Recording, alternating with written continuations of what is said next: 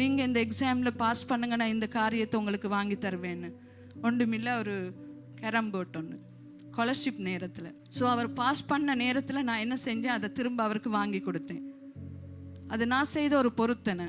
இருந்துச்சோ இல்லையோ, இது நான் ஒரு சாதாரண ஒரு மனுஷியாக, ஒரு தாயாக நான் செய்த பொருத்தனை என் பிள்ளைக்கு நிறைவேற்ற நான் எவ்வளவு உண்மை உள்ள ஒரு ஆளாக இருக்கிறேனோ, அதை விட என்னுடைய பரமபிதா, அவர் என்னுடைய தகப்பன், அவருடைய வாக்கு தத்தம் இயேசுவுக்கு சொன்னது. இயேசு அந்த சொல்றாரு, பிதாவினால் எனக்கு சொல்லப்பட்ட வாக்கு தத்தம் நிறைவேற.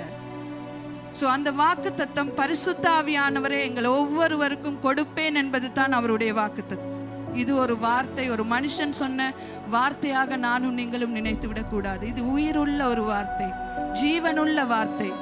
இந்த வாக்கு தத்தம் நாங்கள் பெற்றுக்கொள்ளுகிற போது அவருடைய பிரசன்னத்தினாலே நாங்கள் நிரப்பப்படுகிறவர்களாக இருக்கிறோம்.